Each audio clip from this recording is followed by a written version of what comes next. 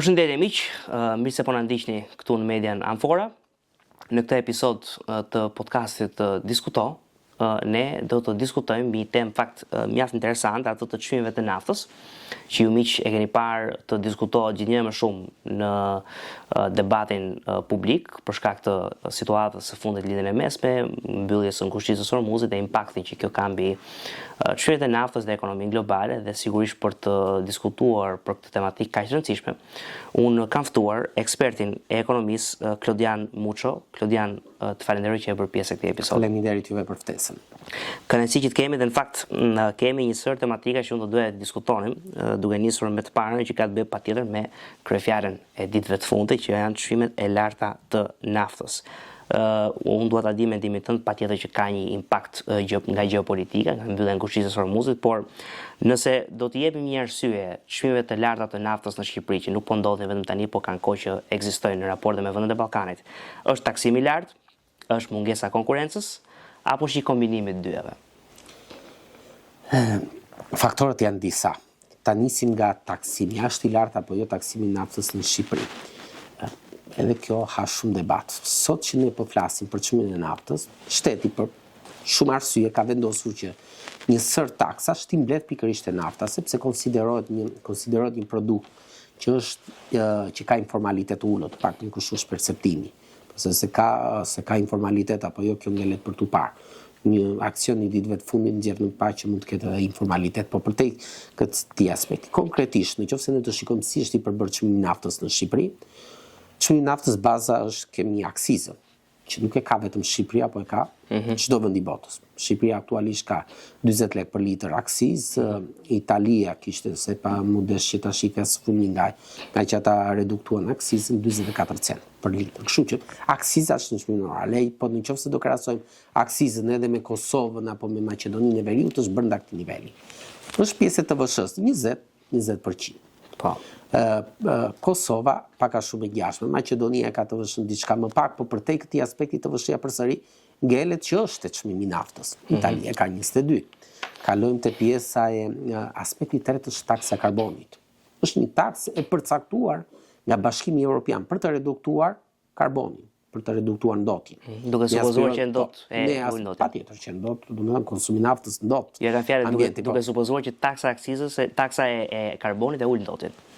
Teorikisht, në momentin që ti rrit çmimin, presupozohet që njerëzit domethënë të reduktojnë konsumin ose të shikojnë përdorim alternativ të makina, ku një ndër këto është për shembull pjesat e elektrikës. Shqipëria në Ballkan, në raporti sot që po flasim, kemi rreth 1 milion e pak makina të dhënat e tremujorit 4 të 2025 sipas Istatit, nga të cilat 30.000 ishin vetëm me bateri, këto janë të dhënat e tremujorit të 2 të 2025, kurse po të marrim nivelin kompleks makina me bateri plus makina me gaz ishin rreth 8.8% të nivelit total. Kështu që në një farë mënyrë deri diku ka çuar që kjo çmimi i lartë që vjen edhe si pasojë e taksës së karbonit ka çuar njerëzit të shikojnë për zgjidhje alternative. Kështu që aspekti domethënë karbonit e kanë edhe Maqedonia dhe Kosova edhe kështu.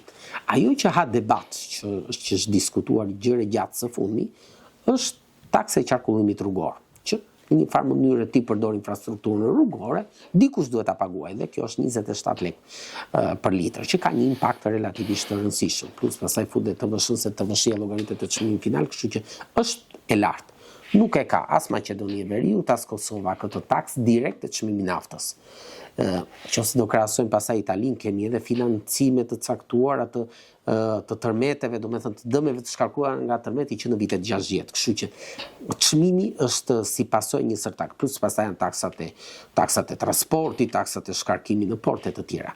Por po fokusohem pak te kjo 27 lekësh. Ideja është që çfarë është një shtet në vetvete, cili është funksioni kryesor i një shteti. Ka 3 funksione kryesore, po të marr atë që është pjesë e debatit të sotëm, është rialokimi apo rishpërndarja të ardhurave. Sot që po flasim, qytetarët më të lumtur në Europë ku janë? Janë vendet nordike, kanë taksa të ulta? Jo. taksat janë shumë të larta edhe presioni fiskal në kompleks është shumë i lartë se sa në Shqipëri. Aty taksohen konsumatorët për shumë, se korporatat kanë taksa më të ulta. Bizneset. Korporata takson kudo më ullët. Po të kesh parasysh është një batut që bën Warren Buffett që thotë unë paguaj taksa thotë. Jo, që sekretarja ime paguan më shumë taksa se sa unë. Po për te këtij aspekti, të them domethënë te pjesa, a duhet që kjo 27 lekë të jetë nafta? Për mendimin tim, jo, po jo e ime ka të bëj me faktin që shiko se makinat me baterie përdorin rrugën një lloj si makinat e tjera. Kështu që edhe ato duhet të paguajnë taksë qarkullimi, në fakt nuk e paguajnë. A ka zgjidhje të tjera? Po, do shtohet, domethënë dhe tek makinat me bateri një taksë e qarkullimit rrugor ose edhe makinat e tjera të paguajnë taksë vjetore, siç ka qenë para vendosjes të qarkullimit rrugor. Sigurisht çfarë do bëj kjo? Do bëj që çmimi i taksave vjetore të makinës do rritet në mënyrë të ndjeshme. Pa dashur ta ludoj tani te shifrat, po mund të shkoj rreth 50.000 lekë të reja. Vetëm për këtë gjë, që ti karikohet në fund. Në momenti që ti e karikon në fund, praktikisht ata persona që kanë 2 makina, apo në shtëpi që i mbajnë ndoshta njërin e përdorin shumë pak dhe tjetrën e përdorin pak më tepër, do jenë të detyruar që ta heqin njërin prej makinave. Kështu që kjo ndikon tek mirëqenia e qytetarëve. Sepse thotë që si do mbaj unë domethënë 2 makina kur i bie që të paguaj taksat vjetore. Ndërkohë që sot unë përdor një makinë e përdor shumë pak, kurse tjetrën e përdor diçka më tepër. Pra a është për direktorin ndoshta pyetjes. Kjo është aspekti i parë dhe e mbylla. Kështu që ka të bëjë me taksat që ne kemi karikuar te nafta. Që është drejt apo jo ta bëra arsyetimin. Aspekti i dytë, pse kemi çmime të larta? Ka të bëjë sigurisht me tregun. Sot që ne po flasim, mund të shikojmë tabela në të karburanteve të ndryshme, brende të ndryshme, por që në fakt ka një gjë.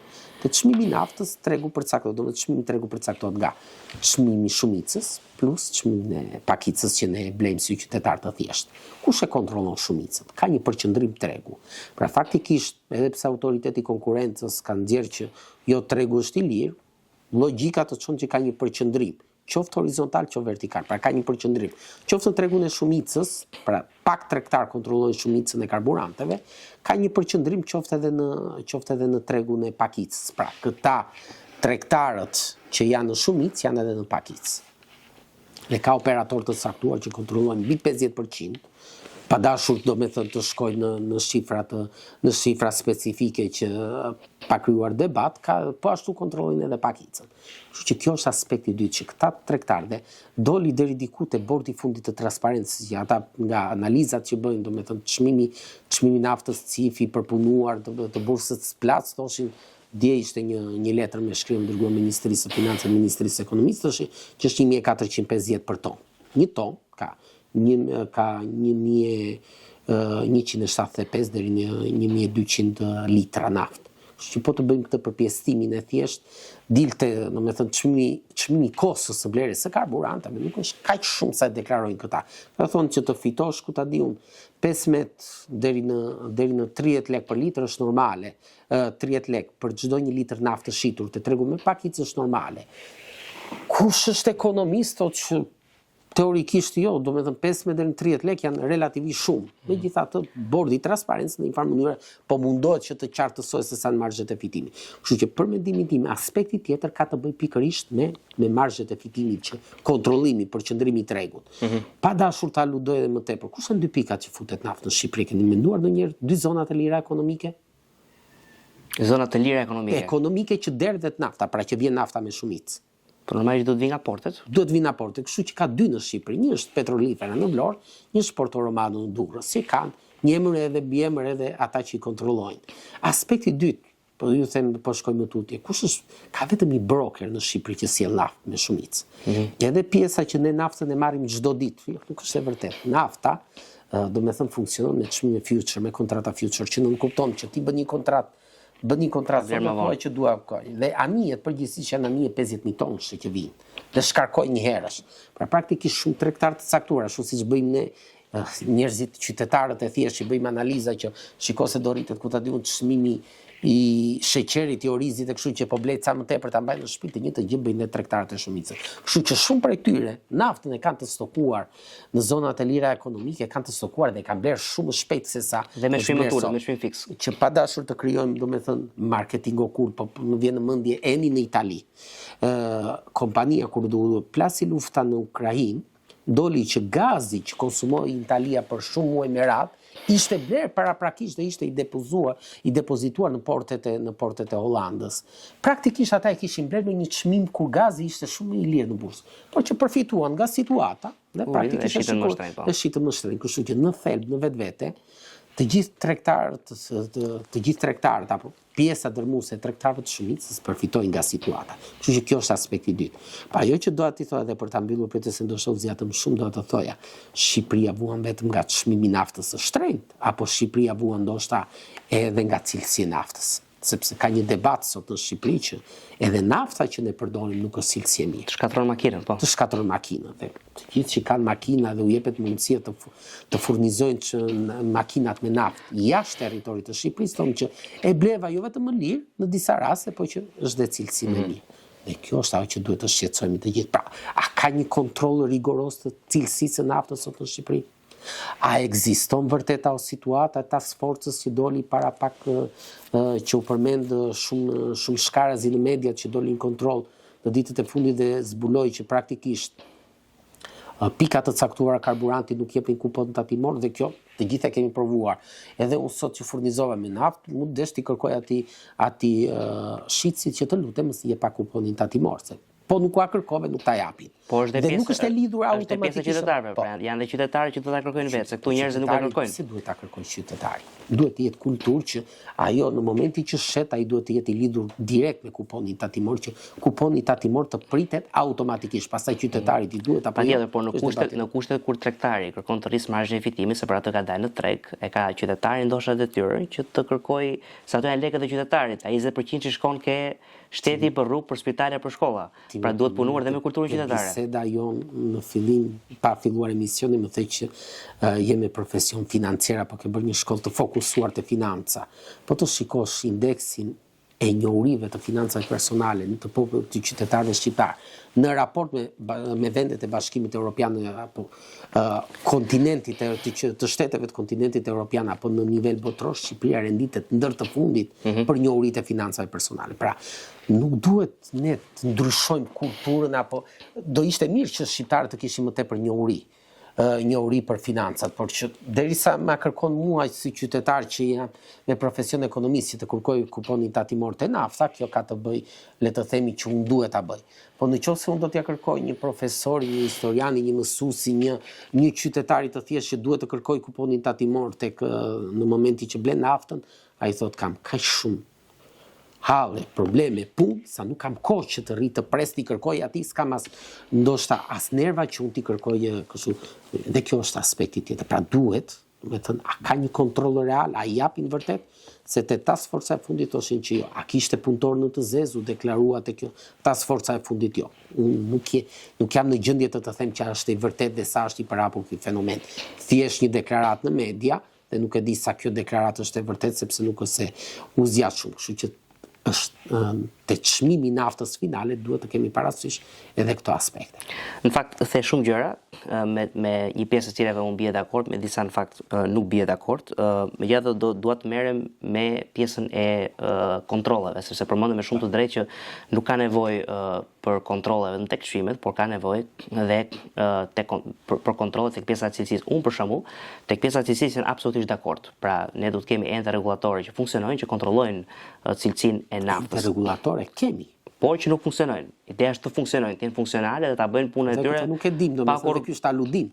Po në rast se kemi cilësi nafte të ulët në treg, dhe kemi dhe ente rregullatore, me rregull treshi i bie që ente rregullatore po bëjnë diçka gabim. Sidoqoftë, kur vjen puna te kontrolli i çmimeve, unë kisha një pyetje në raport me këtë dhe politikat e brendshme. A është realisht kontrolli i marzheve të fitimit zgjidhja në një kohë kur mjaft mirë duhet të ketë ulje të barrës rregullatore dhe mjaft mirë mund të kesh ndjekësh politika antimonopol, antitrust, në vend se të çosh bordë e transparencës e tulesh çmimet me forcë. Kush është zgjidhja? Është kontrolli i çmimeve, nëpërmjet çmimeve tavan, apo janë ato dy faktorët e parë, ulja e barrës fiskale dhe çirimi i tregut nga monopolet?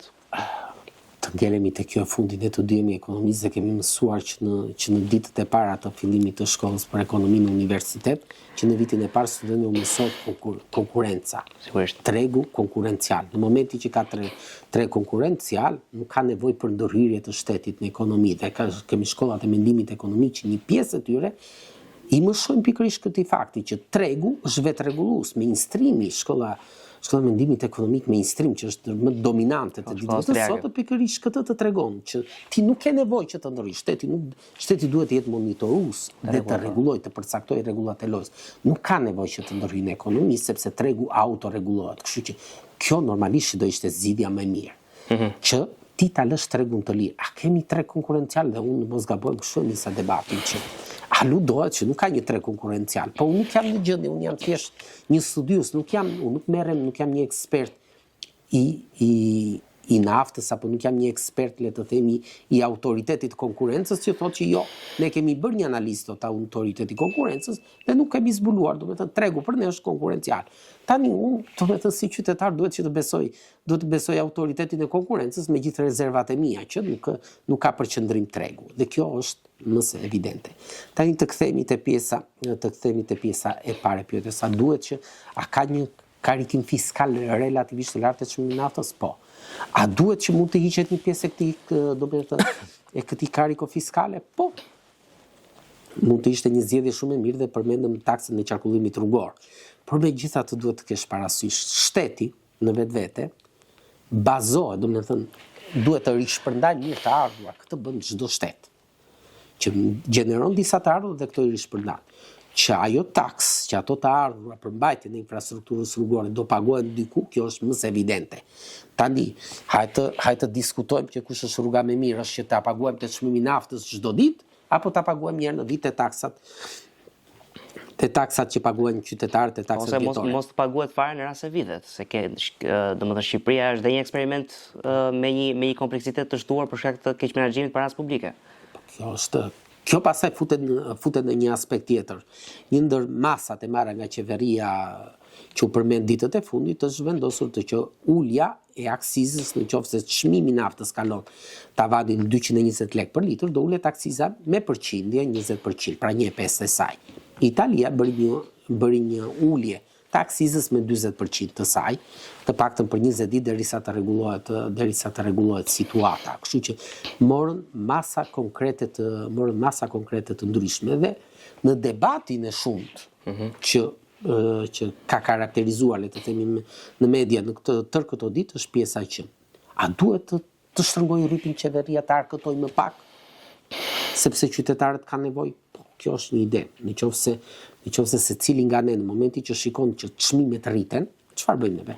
Na kursej më pak në fund të muajit dhe themi që në fund të ku ta diu natyrë 6 muajve apo një viti kur kemi parashikuar ato pushime, themi që nuk do bëj 10 ditë pushime në vit, do bëj vetëm 5 sepse mu rritën taksën. Kështu që teorikisht edhe qeveria duhet ta shtrëngojë atë rrypin e vet të thotë që shiko, unë ndoshta kisha parashikuar që do ndërtoja 5 rrugë, do ndërtoja 2 spitale, 3 shkolla, po duke qenë që për arsye madhore dhe unë duhet të mbështes qytetarët se në fund të ditës qytetarët më kanë dhënë një mandat pikërisht për këtë gjë, për të hartuar politikat më të mira, të mundshme në mbrojtjen e tyre. Atëherë dhe unë duhet të shtrëngoj rrypin, pra të uheq një pjesë të kariko fiskale nga çmimi dhe që qytetarët ta paguajnë më lirë. Gjithmonë një nëmpyetje këtu, gjithmonë duke supozuar që kur ti ul taksat e naftës në përgjithësi ti arkton më pak nga nafta, se për shembull Kurba Lafer na tregon që ka raste për shembull kur ti ul taksat dhe shteti arkton më shumë për shkak se ka më shumë prodhimtari, më shumë konsum.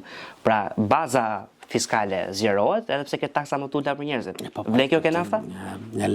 Laferi nuk e di nëse ke dëgjuar, por që në vitet 80 kur Reagan u bë presidenti i Shteteve të Bashkuara të Amerikës, ishte një aktor komik dhe gjithë fushatën e tij bazoi pikërisht te Kurbalafer që taksat janë kaq të larta, tha Reagani, sa po ti, domethënë, dhe po ti rritësh më shumë të ardhurat të vinë gjithmonë në rënje sepse kanë kaluar atë limitin. Dhe faktikisht uli taksat dhe po të kemi parasysh në periudhën e Reaganit njihet si periudha kur borxhi publik amerikan është rritur më shumë në të gjitha kohë. Po të shikosh evolucionin e borxhit publik amerikan, përtej aspektit të Laferit, që edhe Laferi vetë me të drejtë. Por dhe prosperiteti u rrit apo jo? Po edhe prosperiteti u rrit. Po rrit shumë borxhi publik në atë kohë. Po përtej këtij aspekti dhe Laferi vetë nuk arriti që ta gjente dot që kushta ajo break even, kushta o pika që taksat e kanë kapur nivelin maksimal.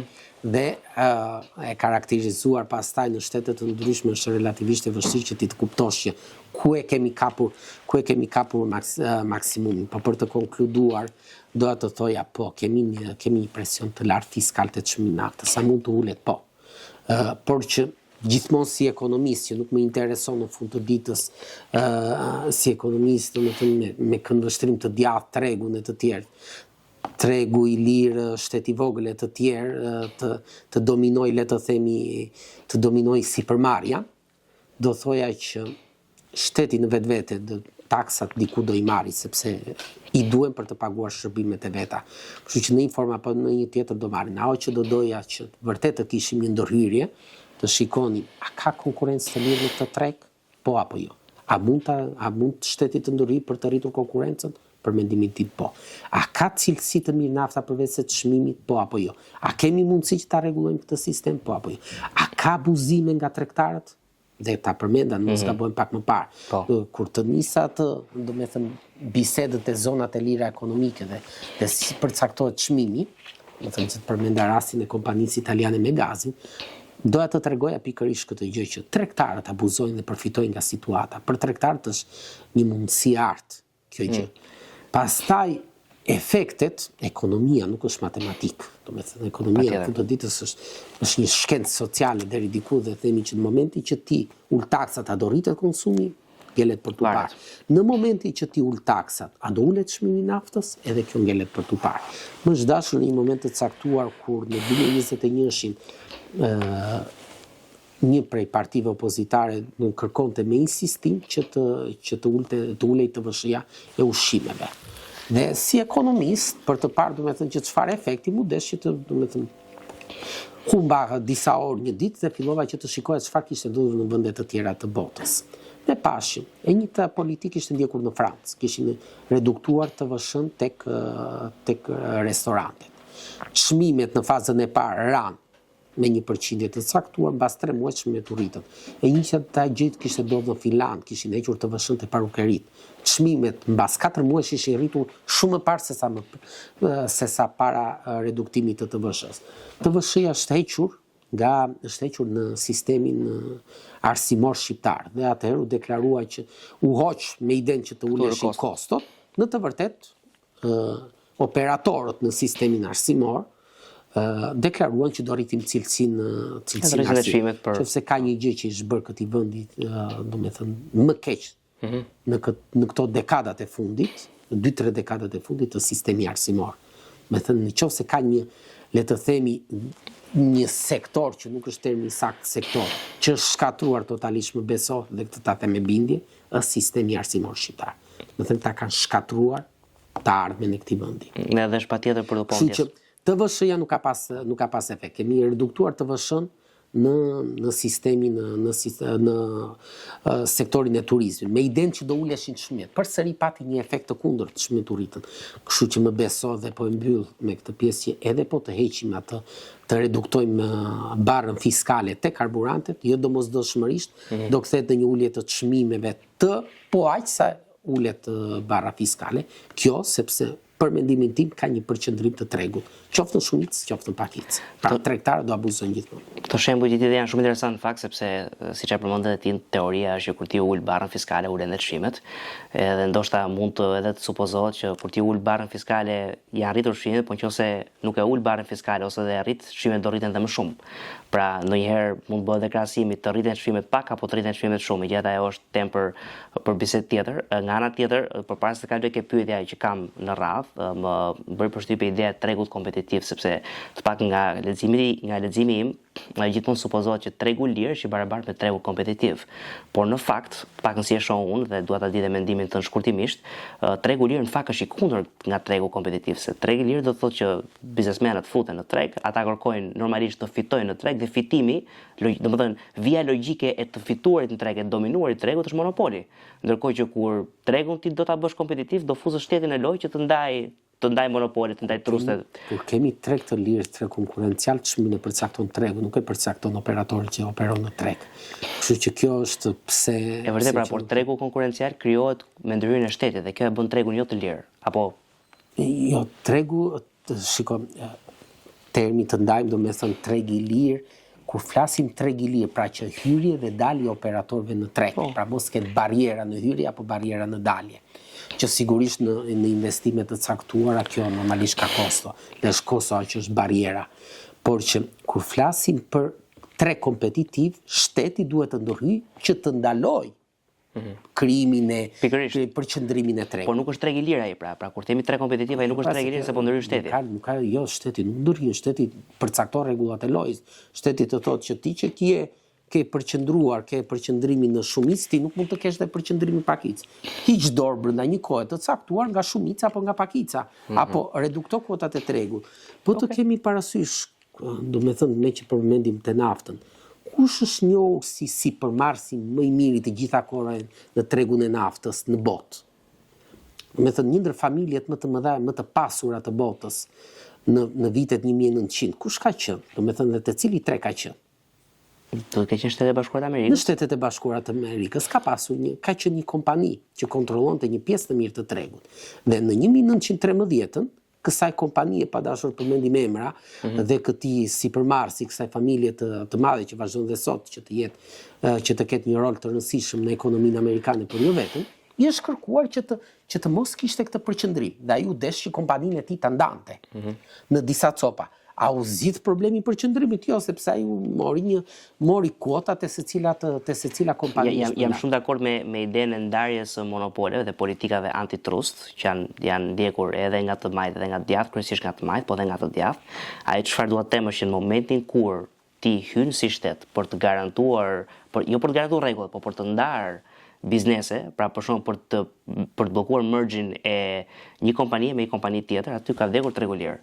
Sepse tregu lirë vjen logjika e ka që ti fiton në treg, pra ti bësh monopol. Dhe po e mbyllim këtë bisedë. Ka ndodhur një fenomen i caktuar në një moment të caktuar kohor, pati një debat tek kalimi kompanive në sektorin e telefonisë celulare, që kaluan nga ato ofertat 30 ditore në oferta 4 javore.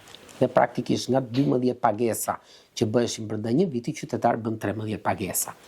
Në Itali, po marr Italinë dhe Shqipërinë, në Itali kjo u kap nga autoriteti konkurrencës, i tha që ju po përdorni përqendrimin që keni në treg dhe do mirë një gjop dhe u vendos një gjop shumë e lartë, domethënë mbi 100 milion euro kompanive që operonin në treg. Në Shqipëri ndodhi një njëjti fenomen. Dhe në Shqipëri mbas edhe pse ndërhyrja ishte me shumë vonesë, u tha që ju keni bërë këtë gjë, po nuk morën asnjë gjop. Kështu që praktikisht në këtë rast nuk është se kemi tregun, domethënë duhet të bëhet debati që kemi tregun të lirë apo jo. Autoriteti konkurrencës përgjegjësi thotë që shiko se ti ke abuzuar dhe unë të rregulloj. Se ky është roli i shtetit. Edhe shkollat e mendimit ekonomik të thonë që tregun lëre të lirë, por që rregulluesi duhet të jetë, duhet të monitoroj tregun, duhet ta rregulloj, nëse ka le të themi ka ineficiencë, sepse ineficiencës pastaj na çojnë tek ai falimentimi i tregut të famshëm. Patjetër. Unë fakt doja të riktheheshim prapë ke biseda për naftën, sepse një prej gjërave të cilat po diskutohet në këtë skakierë në opinionit publik ka të bëjë me rezervat e naftës. Për shembull, ne kemi parë që Agjencia Ndërkombëtare e Energjisë shqiroi diku ke 400 milion rezerva nafte mbas mbylljes së ngushtisë së Hormuzit, pak mas nisjes së luftës. Departamenti i Energjisë në SBA shqiroi diku ke 100-120 milion rezerva nafte për të ulur shimet, për të rritur ofertën e naftës në treg. Në rast se supozojmë do të kemi një mbyllje më të gjatë të ngushtisë së Hormuzit, ne dimë dhe krizën stagflacionin e viteve 70, krizën e madhe të naftës atëherë, a ka Shqipëria kapacitete reale, a ka Shqipëria, domethënë, rezerva emergjente për të stabilizuar çmimet për qytetarët e vet? Jo. Përgjigjja është edhe nuk kështu po do mund ta zgjeroj. Po patjetër. Shqipëria ka shumë probleme. Dhe ajo që është vënë re, domethënë tek Shqipëria, nuk është vetëm rasti i situatës aktuale. Ne përjetuam një situatë në 2022, në fillimin e konfliktit apo luftës në Ukrainë nga Rusia, ndërhyrjes së Rusisë. Dhe çfarë bëu më re që çmimet e drithrave, çmimet e njësoj produkteve ushqimore u rritën. Çfarë bëri shteti shqiptar? U thotë që duhet të shikojmë të kalojmë drejt prodhimit vendas. Jo vetëm shteti shqiptar në fakt, por shumë vende vendosin që të rrisnin prodhimin vendas, pra mos të ishin kaq të varur nga jashtë.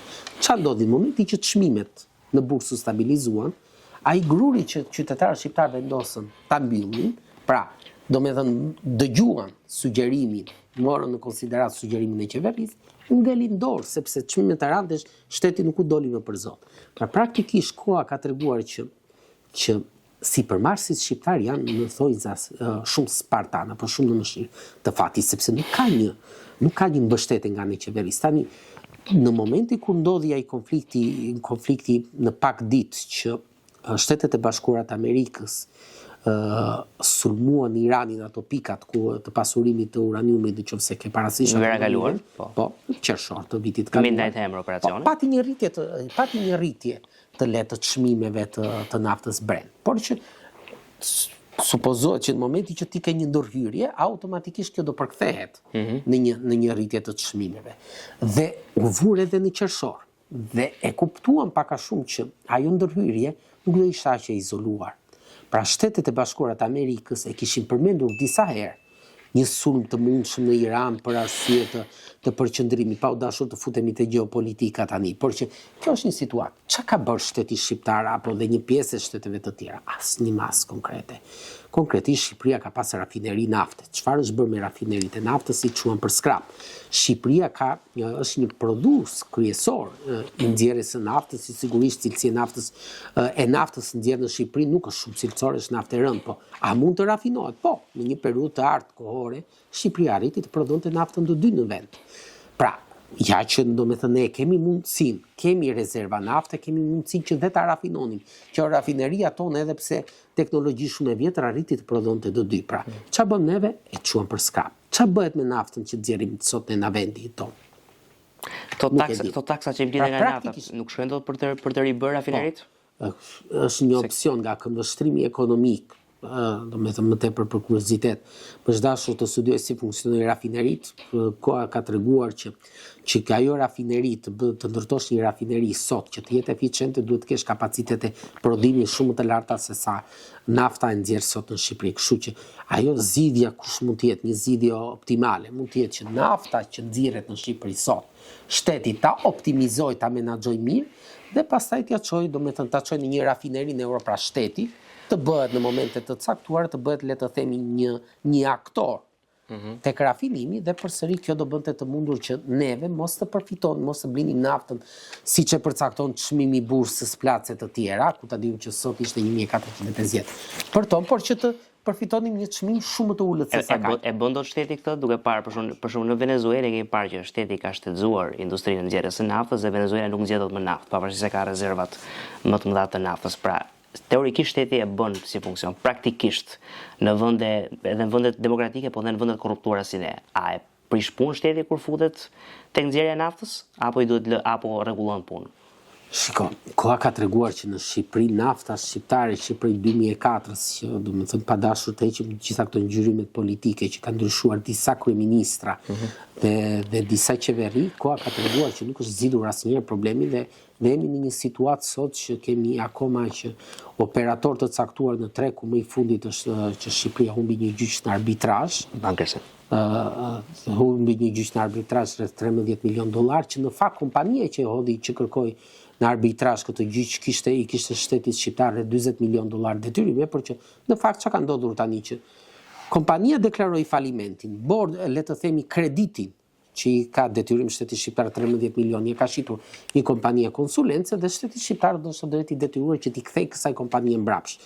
Një problem që ka nisur që nga qeveria e kaluar që në, domethënë që para viteve 2013 dhe që përfundon sot që ne po flasim. Kështu që konkretisht koha ka treguar që nafta e nxjerrë në Shqipëri ka shkuar vetëm për interesat të disa tregtarëve. Shteti shqiptar i ka lënë pak ose as pak. Nuk ka bërë investimet e premtuara, nuk se renta që merr shteti shqiptar është minimale, me që përmende Venezuelën, nuk e di nëse ke parasysh Nigerinë është një shtet shumë i rëndësishëm, domethënë një shtet prodhues nafte. Një prej më të pasurve të Afrikës. Po, ka rezerva nafte. E di sa është renta në Nigeri? Shkon deri në 50%. Të prodhimit të naftës së nxjerrë. Atë naftë nxjerrë. Po. Kështu që praktikisht çka ka treguar që Shqipëria, më thënë, kur ne dëgjojmë Nigeri, na vjen në mendje një shtet afrikan dhe me shumë gjasa, shumë prej dëgjuesit tan do thonë është një vend i korruptuar, nuk do të shtoja terminin mbaruar, por që një shtet super i korruptuar, super i varfër, super le të themi një sër epitetesh negative. Kur vjen puna te nafta, ata marrin 50% të rentës. Sa merr shteti shqiptar? Vetëm 10%. Dhe çfarë bëhet me atë rentë? E kemi parë, domethënë se si keq menaxhohet përsëri nga administrata publike që shitet me çmime shumë të ulta se sa çmimet e bursës. Me këtë të rentës jam shumë dakord, por me sa e njoh Nigerinë jo shumë mirë si case study, por në Nigeri janë kompanitë private që nxjerrin naftën. Pra shteti i paguhet një rentë, por renta është 50%. Janë dakord me këtë. Renta do të jetë më lart. 10%, pra shumë e ulët. Por nga ana tjetër është privati që e bën, pra shelli e kompani që e nxjerrin. Patjetër, por që ama shteti merr diçka. Qytetarëve u ngelet diçka. Po patjetër. 50%, kurse te ne ngelet 10% dhe me atë 10% nuk dihet kush. Pra qëllimi është që edhe vende të varfra, të korruptuara të tjera kanë më tepër fuqi negociuese me tregtarët privat, sesa shteti shqiptar që aspiron të bëhemi pjesë e Bashkimit Evropian shumë shpejt.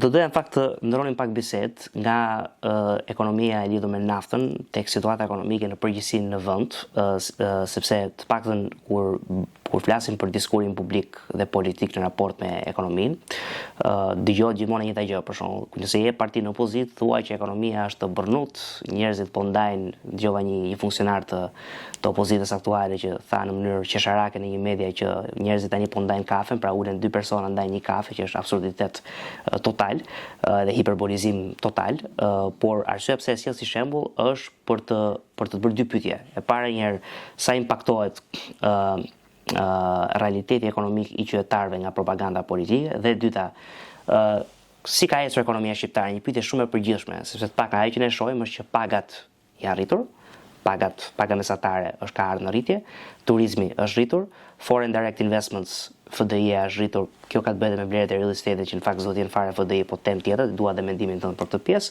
por domethënë pyetja e parë, propaganda politike, dhe pyetja e dytë, a është ekonomia siç propagandistët e dyja palëve e portretizojnë? Në leksionin e parë të orës ekonomistë, mikros apo makros, bëhet një debat që çfarë është ekonomia, është një shkencë eksakte apo një shkencë sociale, dhe unë e përmenda në fragmentin e parë të pyetjes që është shkencë sociale, por pastaj ka dhe të tjerë që thonë po prit, se nuk është kaq sociale, është një shkencë eksakte. Dhe ka dhe në ata që thonë që është një mix të me të dyja. Tani ekonomia shpeshherë nuk është opinion. Dhe doli të dhënat e Istatit, domethënë ti referohemi vetëm burimeve zyrtare. Të dhënat e Istatit të rritjes ekonomike të vitit kaluar që sapo lan pas të 2025 ishte që rritja ekonomike e Shqipërisë ishte 3.78%. Është një rritje relativisht pozitive, domethënë duhet kuptojmë edhe në kontekstin në të cilën jemi, kështu që unë e konsideroj, nëse do interpretoj thjesht numrin, është një rritje shumë e mirë. Edhe tje përmende me të drejtë që është një rritje ekonomike e mirë. Ku ti pastaj fillon dhe të analizosh që nga ka ardhur kjo rritje ekonomike dhe të dilte që 1,75% kishte ardhur nga administrata publike. Po. Qeveria po zmadhohet. Pra, praktikisht roli i shtetit në ekonomi po rritet. Administrohet të rritje investimeve publike të tjera. Pa dashur të futem tek ky detaj, po të marr numra tani. Gati 1% e rritjes ekonomike kishte ardhur si pasojë e performancës, të rritjes së performancës fiskale, pra rritjes së të ardhura fiskale. Që përsëri është roli i shtetit në ekonomi, apo le të themi i marr nga qytetarët. 0,75% kishte ardhur pikërisht nga ndërtimi. Po. Një sektor që ka shumë debat në Shqipëri. Pastron parat, sipas disave. Po, do me thënë, nuk dua të shta ndonjëherë termat nuk janë më adaptët e mundshëm, pastron.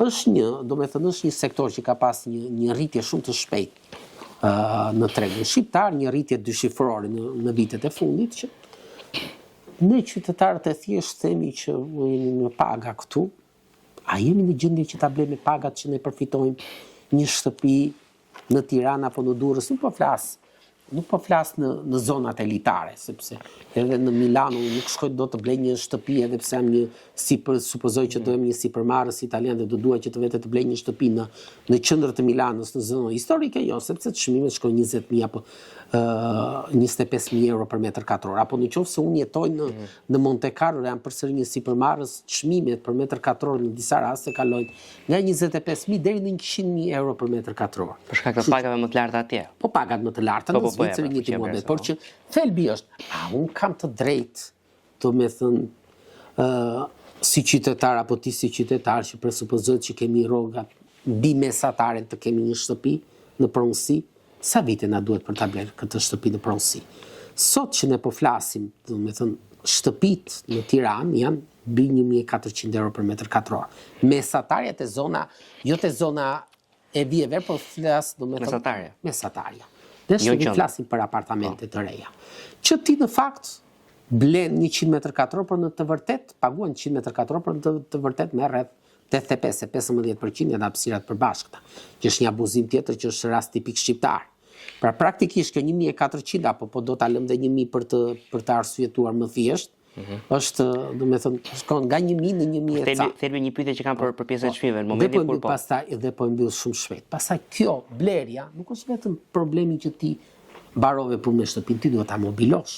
Dhe kosto e mobilimit shkon nga 300 deri në 450 euro për metër katror. Kështu që çmimet rriten. Pra praktikisht për të blerë një shtëpi dinjitoze, ku ta di unë që duhet të jetoj një inxhinier, një mjek, një pedagog, një punojës, si ka një rrogë mbi mesataren, i bie që i duhen rreth 2.000 euro për metër katror të kompletuar tani. 100 metër katror, a është luks? Jo, sepse përmenda që 100 metër ti blen faktikisht 85. Një familje që ka, do me thënë, një çift me 2 fëmijë, i duhen minimalisht 2 dhoma gjumi, kështu që automatikisht ti harxhon 200.000 euro për të blerë një shtëpi krejt normale. Tani janë çmim për realitetin shqiptar, ko na tregon që jo. Dhe prandaj ka këto, le të themi, karakterizohet nga hamensimet apo nga supozimet që ky është një sektor që pastron para, po dolëm nga tematike. Pra 0,75% kishte ardhur nga kjo. Dhe 1,75, pra rreth 3,5% e rritjes ekonomike në Shqipëri vitin e kaluar kishte ardhur nga ndërtimi dhe nga shteti. Sektor jo produktiv. 0,28% kishte ardhur nga gjithë sektorët e tjerë, ku një nga këta sektorë është pikërisht ai që përmendet ti, turizmi. Pra gjithë ky boom turistik që ne po flasim. A është vërtet i tillë? O vuan nga një informalitet i lartë, o këto shifra, ta bëjnë evazion pafund, evazioni që është i frikshëm. Po, evazionit, shikon, do me thënë evazion turizëm. Në fund të ditës, një pjesë e qytetarëve shqiptarë në zonat jugore të Shqipërisë ka përshtypjen që jetojnë pikërisht me këtë gjë. Tani evazionit, do me thënë evazioni varet në çfarë konteksti bëhet. Po edhe ne me rrogë jetojmë, por taksat i paguajmë. Pra fakti që ne jetojmë në rrogë do të thotë që do paguajmë taksat. Duke qenë që më përmendi që ke pas një formim të vendeve në vendet anglosaksone. Besoj e di që në shumicën e këtyre vendeve, bizneset e vogla, do me thënë bizneset me një xhiro minimale, pavarësisht se fasha mund të ndryshojë nga shteti në shtet, më vjen mendja Anglia, Amerikë, Irlandë të tjera, për te këtij aspekti ka një fashë që quhet konsiderohet si fasha forfeq dhe vetë shteti nuk do të harxojë energji. Thotë që më jep një pagesë minimale, ti që je biznesmen mikro, që ke një mikro biznes, je i vetë punësuar, më jep një pagesë minimale dhe merru, do të thotë dhe di që do bësh informalitet, por që unë harxoj më pak energji dhe merrem, le të themi, dhe të lë ti të jap mundësi që të jetosh që mos ta mendosh të abandonosh të vendin tënd. Në raport me këtë të fundit, unë në fakt nuk i njoh regjimet fiskale të atyre vendeve, por ajo që thua ti mund të jetë vërtet në raport me taksimin e fitimit, pra të kur takson IBIT-ën në fund, por TVSH-ja, pra ose sales tax në rastin amerikan, ajo paguhet, nuk ka rëndësi biznesi i madh, biznesi i vogël. Paguhen konsumatori final, në teoritikisht nuk ka lidhje fare me biznesin. Është e vërtet, por shteti duhet ta argëtojë. Përmend ndërtimin, është shumë interesante biseda që bëm me ndërtimin. Domethënë jam shumë dakord me atë që ti the, që domethënë dëshira e qytetarit shqiptar për të blerë një shtëpi, po sfumohet gjithnjë më shumë. Nga ana tjetër, qytetari, se ne gjithmonë këtë llogari matematikore e bëjmë me idenë për ta blerë me lek cash. Ti merr një kredi normalisht kur bler shtëpi, duhet të kesh down payment që të bësh pagesën dhe normalisht si qytetar, siç e bëjnë qytetarët holandezë apo dhe qytetarët amerikan, këto paguajnë një këst çdo muaj. Pra nuk është se ti do ta blesh me lek në dorë shtëpinë dhe e bën llogarinë ashtu. Ti do paguash këste mujore. Dhe ky trend i rritjes së çmimeve të shtëpive është një trend global, pra nuk është vetëm në Shqipëri, po ndodh në Shtetet Bashkuara të Amerikës, po ndodh edhe në vendet e Bashkimit Evropian, etj. Megjithatë rasti shqiptar, a mendon që shteti ka pra përgjegjësinë sepse një prej taksave të fshehura është taksa korrupsionit. Pra ndërtimi në Shqipëri shumë i shtrenjtë se ka shumë korrupsion. Dhe kjo rritet çmimet. Më le të konkludoj pyetjen e para se të bëj këtë pyetje, më the ekonomia në kompleks dhe përmenda rritjen ekonomike që le të themi na tregon diçka të kundërt, nuk është vetëm propagandë. Aspekti tjetër është që ka një debat sot për minimumin etik, do të thënë, a jetojnë dot qytetarët shqiptar me dinjitet në Shqipëri sot?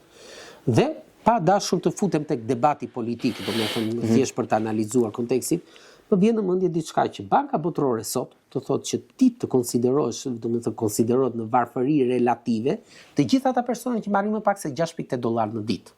Pra nuk ka nevojë që ti të bësh një analizë sa është minimumi etik në Shqipëri. Banka Botërore ta përcakton këtë gjë. Do të thënë pa u dashur të humbasësh energji. Tani, sa qytetar shqiptar të marrin më pak se sa $6.8 në ditë në Shqipëri? Shumë pak, në fakt. Në fakt është 38%. 38%, kjo është e matur nga kush? Kjo është e matur ta përcakton Banka Botërore. Me thënë futu tek database i Bankës Botërore të thotë që rreth 38% e shqiptarëve, 37.8%, marrin më pak se sa $6.8 në ditë. Interesante. Po që mos shko shumë larg. Sa është pensioni mesatar në Shqipëri? 18.800 lekë apo? Qesharak. Qesharak, po të mos marrin bonuse, se po të futësh bonuse, do me thënë rritet diçka më tepër. Sa persona marrin më pak se sa pensioni mesatar në Shqipëri? Rreth 350.000. Pra gati 2.4 milion banor, ti ke mbi 350.000 pensionista që të marrin më pak se sa ky pensioni punëtor që marrin më pak se pensioni. Praktikisht unë të gjeta që gati, do me thënë, mbi 1/8 e ke pensionista që të marrin më pak se sa kaq. Kështu që kjo është shifër që thua ti që është shumë e vogël, është kështu. Kalojmë pastaj tek pjesa. Sa persona të punojnë në administrat publik, në biznes, në tërësinë, po i referojmë asaj tabelës së famshme kur dolën pagat në Shqipëri. Sa persona të merrin pagën minimale në atë periudhë kohe? Shumë. Të dilte shumë, është evazioni, pra nuk marrin atë pagë realisht. Kjo është ka të bëjë pastaj me evazionin pra në thelb, në vetvete sot kemi një pjesë të mirë të popullsisë që është më pak se sa, le të themi më pak se sa ky $6.8, do të thënë mbi 1/3 e popullsisë shqiptare, që tregon që shikose për te aspektit, do të thënë se çfarë deklarojnë partitë opozitare dhe këto, është fakt që Shqipëria është konsiderohet vend i varfër. Është fakt që Shqipëria të rinj po ikin çdo ditë më tepër. Është fakt që Shqipëria të profesionistët po të ikin çdo ditë më tepër. Ne kemi përmendur mjekët. Po a mund të më thuash, a ke parë ndonjëherë do të thënë se sa vështirë është që të gjesh një programues informatik sot në Shqipëri? Pse po të ikin? Po të ikin sepse nuk është vetëm varfëria në nivel të ardhur as propaganda, është edhe a ka mund, do të thënë, a marrin shërbimin shëndetësor falas? Edhe pse paguaj 3.4% të pagës apo ty? Jo. 60% të dhënat e Instatit tregojnë që 60% e pagesave në sistemin shëndetësor paguhen direkt nga qytetari. Pak rëndësi ka, do të thënë, korrupsion, evazione të tjera. Kështu që A është sistemi arsimor falas në Shqipëri? Po, teorikisht po, po në momentin që ti mua fëmijë më lë deri në orën 11:30 dhe unë duhet punoj deri në orën 4, praktikisht jemi detyruar që ta çoj në një shkollë private. Dhe e mbylla atë pjesë. Tani të kthehemi te pyetja për ndërtimin. Taksa e korrupsionit. Po, është e vërtet. Dhe kryesorja, mendoj. Po edhe për korrupsionin ka një debat unë kam bërë rreth 6 studime shkencore mbi korrupsionin, do me thënë kam qenë shumë le të themi i apasionuar për të studiuar fenomenin e korrupsionit në Shqipëri. Edhe për korrupsionin ka dy linja mendimi ekonomik. Është një linjë mendimi ekonomik goxha e rëndësishme që thotë që korrupsioni nuk është një faktor që dëmton ekonominë. Dhe pasi është një faktor që vajzon sistemi, pra e bën sistemin e lubrifikon sistemin dhe më të shpejt. Dhe në sektorin e ndërtimit flitet, gjithmonë do me thënë këto anamnicime, nuk flas me bindje, nuk e di si funksion, por që në momentet të caktuar ka një taks korrupsioni që praktikisht do me thënë e bën më të shpejt mekanizmin që të marrësh lejen shpejt. Ose ti thjesht mund të ulësh procedurat për të marrë lejen. Ose të ulësh procedura për të marrë lejen. Po kjo çfarë të bën? Të ndihmon sadopak që ti atë lejen që ndoshta do të duheshin 6 muaj, 1 vit apo 2 vjet për ta marrë ti merr shumë shpejt. Dhe kjo çfarë të bën? Të kursen në mënyrë indirekte që ti mos të presësh atë kohën 2 vjeçare, po të kursen sepse paratë që ti ke marrë nga banka, gjithmonë nëse ndërtimin do kesh financuar, flasim për biznesmenin e ndershëm, pra ndërtuesin e ndershëm, me kredi, apo le të themi me kapitalin tënd që është kosto e paras, edhe po përdore kapitalin tënd, ke një kosto. Dhe kjo të çon të mendosh që faktikisht kostot e ndërtimit sot që ne po flasim, kaq të larta, nuk vinë si pasojë e korrupsionit. Ja faktorët e tjerë. Kur flet me ndërtuesët të thonë që një pjesë të mirë të le të themi të kostës së ndërtimit ma përcakton toka, ma pronari tokës. Pastaj të thotë që ma përcaktojnë taksat. Në Tiranë 8% taks bashkiake plus 3% kosto për për infrastrukturën sociale apo për të pastrehet, kështu që 11% plus taksat të tjera paguhen 14-15% e kostës së ndërtimit janë taksat. Plus ata thonë që 40% në vete kosto e tokës, që 55%. Pra unë jam i detyruar që te ky 45% shingelur të financojmë këtë me fitimin plusët. Pra është një fenomen shumë kompleks. Dhe aspekti tjetër pasaj që ka të bëjë me çmimet, më tepër se sa korrupsioni, unë kam përshtypje ka të bëjë me pjesën që ndërtimi është fakt, më beso, që është një sektor që riciklohen parat e pista. Patjetër, po. Pra unë futem si investitor, po të shikosh në shumicat e rasteve, u bë një tip panairi në Kanë para pak ditësh për sektorin e ndërtimit, ishte një panairi ndërkombëtar. Është fakt dhe mund ta gjesh në media ndërkombëtare që Shqipëria ishte një ndër shtetet me më tepër projekte. Po, që kishte propozuar mbi 100 ndërtesa luksoze. Pra praktikisht Shqipëria një vend kaq i vogël ka një bum kaq të madh të ndërtimit. Dhe çfarë ndodh? Po të shikosh që një pjesë e mirë e këtyre ndërtimeve luksoze nuk bëhet me financime bankare. Pra çfarë ndodh? Ai blersi i thjesht, ai qytetari i thjesht, apo jo vetëm, po marr qytetarin e thjesht, bëhet investitor i vogël në atë ndërtim. Blen në grop apo me dokumenta, publikohet projekti, ka qenë një rast që ka shkaktuar shumë debat, Durrës Jat Marina. Durrës Jat Marina, para se të fillonte ndërtimi, u publikua për shumë kohë si projekt në letër. Dhe një pjesë e qytetarëve, pra rreth 70 milionë euro, janë argëtuar para se të fillonte projekti. Po. Që projekti ishte akoma në letër, pa filluar gërmimi. Si equity. Kështu që praktikisht qytetarët e thjesht u bën investitor të vegjël për të ndërtuar atë projekt. Është interesant fakt kjo shkolla e mendimit që përmendën, sepse nuk e kisha dëgjuar ndonjëherë këtë pjesën e lubrifikimit të sistemit ndoshta nga korrupsioni dhe alternativa që në një farë mënyrë mua merret në mendje automatikisht në rast se ti i ke procedurat aq të gjata dhe aq të vështira saqë dhënia e paras në dorë e shpejton procesin dhe e përmirëson procesin, atëherë ti thjesht do të heqësh ato rregullat që në një pjesë të madhe nuk jam ekspert i fushës, por mendoj që duke parë cilësinë e ndërtimeve në Shqipëri janë rregulla të padobishme, sepse po të ishin rregulla të zbatueshme, të rregulla që kishin vlerë, normalisht cilësia e ndërtimit, siç u pa nga tërmetet, do ishte më e mirë. Nga ana tjetër, një pyetje që unë kam po prapë ke ndërtimi, se është temë goxha interesante, se përmendën që në Kanë, ke ky panajiri, kishte kaq shumë ndërtues shqiptar për një vend, Instati ka thënë 2.4 milion banor, ndoshta jemi dhe më pak, për një vend nga ku po ikin dje lexova një statistik mbas sirianëve dhe afganëve apo irakenëve ne ishim të tretët për kërkim shtetësie në vendin e Bashkimit Evropian, një vend kaq të vogël. Kush i ble këto? Dhe ti e përmendë pastrinë e parave, në momentin kur ti ndërton për mafiozët dhe për njerëzit nga qoftë njerëz që kanë ardhur për turizëm në Shqipëri, polakë, gjermanë, më tash, po që duan të blejnë prona në Shqipëri, kush i ble këto? Pra i ble njerëzit me para dhe a ka nevojë për një moratorium këtu, a ka nevojë për një ben, sepse ekonomia na thotë që kur ti ul kërkesën agregate në një treg të caktuar, ti ul dhe çmimet. A mos ka nevojë që ne t'u themi jo këtyre investitorëve të huaj që blejnë prona në Shqipëri? Në mënyrë që çmimet për shtëpiat tona të jenë më të ulta dhe ne të kemi mundësi të blejmë shtëpia më kollaj? Shiko, po nis nga fundi për ligjen.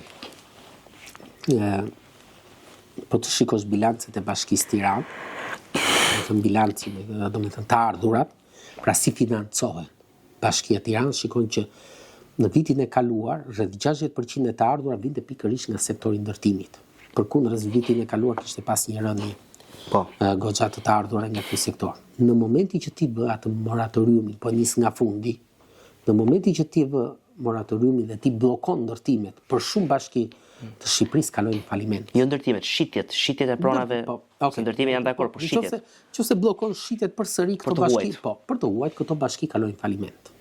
Pra ti bllokon shitjet e të huajt, bie vlera shitjeve, bie kërkesa për të ndërtuar, kalon në faliment. Ky sektor i ndërtimit që ta përmenda pa më parë është mbi 10% e ekonomisë shqiptare. Një profesor i Pavias, në momentin kur 2013 unë prezantoja ekonominë shqiptare, shikon që ndërtimi ishte rreth 10% e ekonomisë në të periudhë, por që tani është edhe diçka më tepër, tha që ky shtet ka diçka që nuk shkon. Do të thonë, një vend i shullor, një vend i vogël që ke turizëm dhe ndërtim, ka diçka që nuk shkon. Dhe ky vend do ketë vërtet probleme me ndërtimin, sepse pikërisht nga kjo ka një peshë shumë të madhe që ka ndodhur në Spanjë, pastaj të tjera. Pra praktikisht sektori i ndërtimit është rritur kaq shumë sa është bërë, është bërë si diçka është too big to fail. Nëse ti prek këtë sektor, ka multiplier shumë madh ekonominë. Rrezikon ekonominë e një vendi apo rrezikon një krizë goxha të madhe. Për të kaluar tani kush po i blen? Të themi të gjitha anët e medaljes. Sot që ne po flasim, Shqipëria ka rreth 96% e qytetarëve shqiptar kanë shtëpi ku jetojnë në pronësi, që tregon një nivel shumë të lartë. Më lartë dhe se vendeve demokratike zhvilluara. Se sa Gjermania, Italia të tjerë. E lam që kush po i blen. Përmendëm faktin që 96% e shqiptarëve kanë një pronë ku jetojnë e kanë në pronësi. Kështu që është një shifër shumë e lartë. Pra, qytetarët shqiptarë të influencuar edhe nga aspekti i të kaluarës tonë para viteve 90 që jetonin familje të mëdha apo me goxha numër pjesëtarësh, jetonin në shtëpi të vogla. Dhe kjo në farë mënyrë ka çuar tek ajo ideja që të kemi një shtëpi të madhe apo të kemi më shumë se sa një shtëpi. Kjo është aspekti i parë. Aspekti i dytë ka të bëjë përsëri me kulturën e financave personale që e përmendëm në fillim të bisedës tonë, që është relativisht e ulët. Pra po të pjesësh qytetarë shqiptar, ku ti investoj parat, shumica e tyre tonë në ndërtim. Me thënë, do blej një pronë, sepse këtë pronë mund të hap me qira, sepse kjo prona që të hap me qira do më gjeneroj disa të ardhurat të tjerë. Gjë që nuk do në vende të tjera, ka shumë opsione investime. Ke bursat, ke insurance, ke gjitha.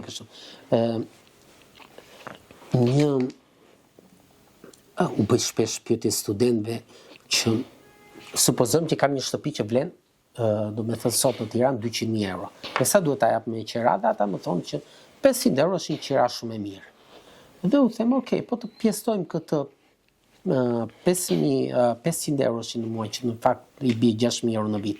Të 6.000 euro ta pjestojmë me këtë 200.000 euro në sa më del? Rendiment del 3.3%. Pra praktikisht, ky kapitali im më gjeneron të ardhur 3.3% në vit. Sa në takt, sa të jep shteti, do me thënë nëse unë shkoj të njëjti kapital 200 milion lek, po e bëj tani një me një të blej letra me vlerë. Sa është kapitali? Nga 6 deri në 8% gjithmonë duke i bllokuar për 15 vjet. Pra praktikisht unë fitoj 2 fishin duke e dhënë do me thënë duke bler letra me vlerë dhe fitimin e kam të garantuar, të shtet në fund të ditës. Po jo thon studentët se shtëpia mbas sa kohësh do i rritet vlera, po pse kapitali tim do i rritet vlera? Në fund të ditës shtëpia mbas 20 vjetësh do amortizohet. Kështu që do ketë nevojë për një reinvestim nga fillimi. Mund të rritet vlera patjetër inflacioni, por që në një farë mënyre kapitali i investuar në letrat me vlerë përsëri jo vetëm që marr gati 2 fishin, por i kam dhe të sigurta. Kështu që se mund të ndodhë kundërta që ky vend abandonohet nga qytetarët dhe vlera e çmimeve të shtëpive mund të bie. Kështu që kjo është aspekti tjetër, pra një faktor tjetër që kush po i blen këtë shtëpi, janë qytetarët që nuk kanë ku të investojnë kursimet e tyre. Të huaj që të shqiptarët që jetojnë në emigracion, që më ka rasticur shumë, sidomos me miq të mi kosovar, kanë gjithmonë tendencën që të jetojnë në vendin ku kanë emigruar me qera, po që të blenë një shtëpi në Prishtinë dhe ta kenë aty. Me thënë përsëri faktori. Është dhe çështje statusi pra, se shqiptarët në përgjithësi duhet tregojnë që punojnë jashtë. Po. Ky është faktori kulturor. Të kthehemi kush po i blen tjetër. Dhe pasi hoqëm të gjitha këto për të qenë politikisht korrekt, po, një pjesë e mirë e tyre blihen nga paratë e gjeneruara nga korrupsioni, nga evazioni, nga krimi. Dhe një ndër faktorët kur thua një pjesë është përqindja më e madhe, pjesa më e madhe? Nuk dua të flas, do të thënë se është përqindja më e madhe apo jo, sepse nuk jam në gjendje, nuk i kam këto shifra dhe ndoshta nëse dikush do më kërkojë llogari që ke dhënë këtë shifër, unë nuk kam si ta, do të thënë si ta vërtetoj këtë shifër, por që unë kam përshtypjen që po një pjesë e mirë blihet pikërisht nga këto gjëra. Pra ata persona që kanë para dhe nuk din ku t'i bëjnë, do të thënë që është kthyer mbajtje para se kesh në një makt në një farë mënyre, sepse njeriu është bërë i tillë që po ta kesh parasysh na deklarat çfarë thonë ekonomistët, është animal spirit. Të gjithë qytetarët, jo vetëm shqiptarë, kanë tendencën që të rrisin në mënyrë të vazhdueshme kapitalet e tyre apo kursimet e tyre apo të paratë e tyre. Dhe vjen një moment i caktuar, këta që gjenerojnë nga korrupsioni, nga evazioni, nga krimi, janë para që ti nuk i fut dot në bank. Nuk i ruan dot të bank. Nuk i investon dot në kapital, le të themi, në kanale jashtë territorit shqiptar, se të bëhet një pyetje ku jete. Kështu që vjen një moment i caktuar kjo edhe struktura speciale antikorrupsion, që gjykata speciale që është krijuar në Shqipëri, nuk ka përshtypjen që po jep efektet e veta, domethënë gjithmonë pozitive. Pra u shrit presioni në aspektin pozitiv që kujdes, domethënë se po bëre korrupsion, do dënohesh apo herë ta vonë unë do t'i gjej paratë e tyre. Dhe çfarë kanë bërë? Që këto para i kanë mbyllur në për le të themi apartamente bosh. Dhe është një batutë që bëhet që bën një kolegu im në media që thotë, "Ore, del domethënë kur shikon deklaratën e të ardhurës të shumë prej politikvërësve shqiptar, ata që bëjnë deklarim të ardhuras, të del çuditshëm që kanë jo nga një makinë, por nga 2 makina të dyja të falura. Po prit kush po t'i fal këto makina. Me thënë pse s'po më falin dhe mua. Apo kur del domethënë politikbërës të caktuar, qofshin të opozitës apo të pushtetit, tregojnë që kur kanë bler këto shtëpitë e tyre super luksoze, edhe pse për kohën kanë qenë shumë më të lira se sa i blen një qytetar i thjesht. Po pse kush po t'i fal? Edhe po t'i fali apo dhe po t'i ka dhënë për një çmim më të ulët, është ai aspekti që ti kam dhënë sepse unë dua një këmbim mbrapsht. Praktikisht ti ke shfrytzuar pushtetin. Kam përshtypjen që nuk është vetëm kjo se ti kanë dhënë lirë. Është thjesht sepse një pjesë është paguar në dorë. Dhe fakti është që kjo është ndërtimi, domethënë sektori i ndërtimit. Është një sektor ku çohen para e akumuluara kesh që nuk mund të shkojnë dot në sektorin bankar. Në fakt jam shumë dakord me parantezën tënde në raport me sektorin ndërtimit dhe në fakt ne diskutuam një sër tematika shumë interesante dhe unë të falenderoj Klodian për të gjitha komentet që ti dhe, bisedë që ne mund ta vazhdonim për orë të tëra sepse po më shjonte shumë, por që kemi dhe kufit në raport me transmetimin. Megjithatë, miq të Medias Amfora, ju falenderojmë që na ndoqët dhe së bashku do të shihemi në episodin tjetër.